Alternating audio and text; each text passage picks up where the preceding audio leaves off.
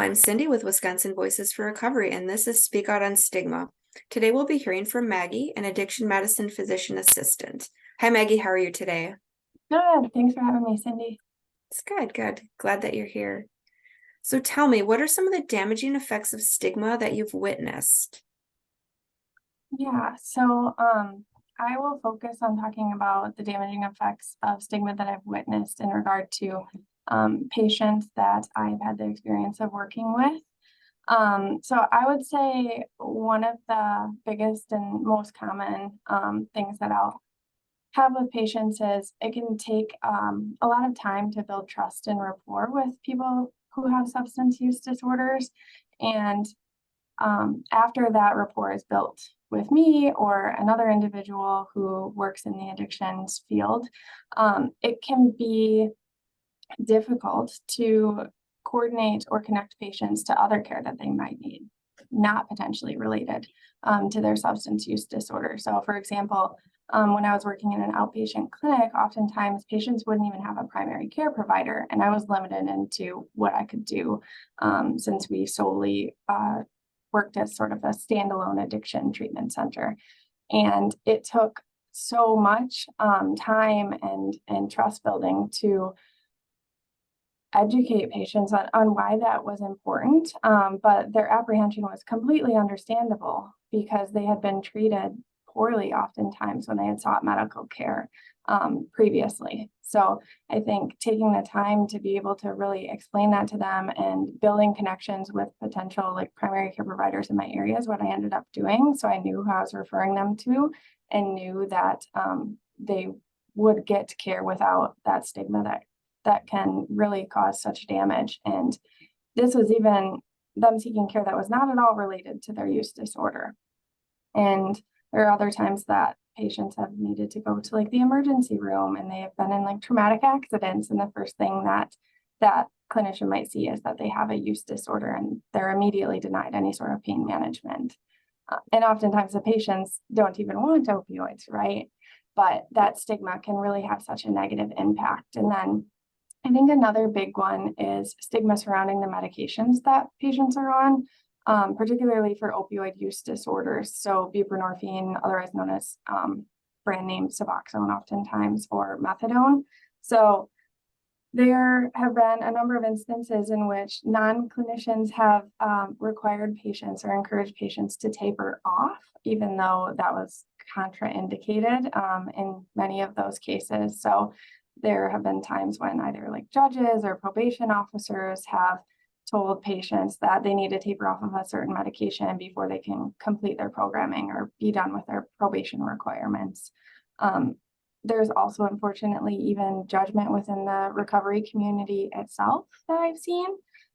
So people all recover in different ways. And there have been times when patients have faced stigma surrounding being on a certain medication and have been told that they're not in recovery.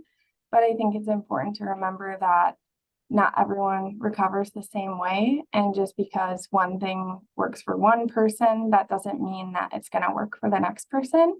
And I don't think that anyone has a right to determine how someone recovers. That's up to them. And I think that's why it's so important to take an individualized approach to caring for patients and having a treatment plan that is centered around them rather than just a generic treatment plan. Yeah, absolutely.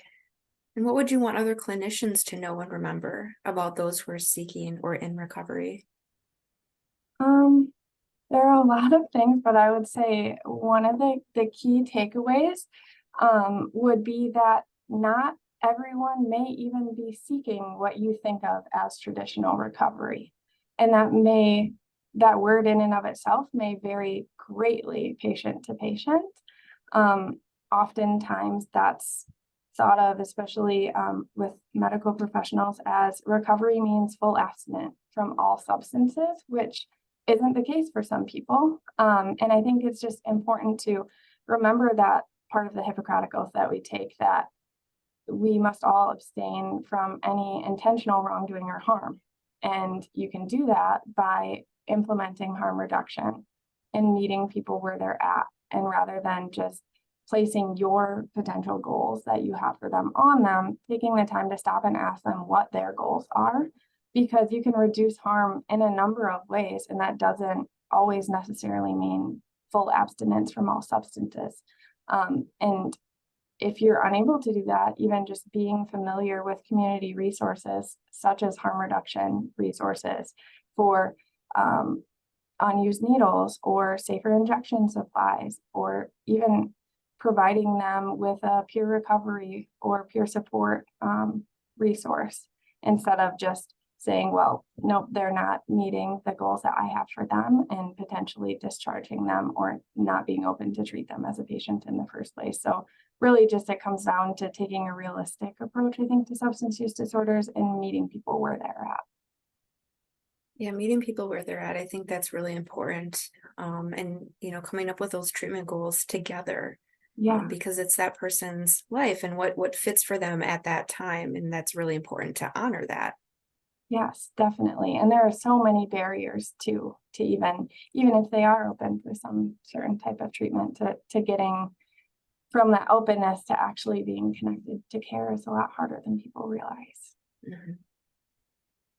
Is there anything else you'd like to add?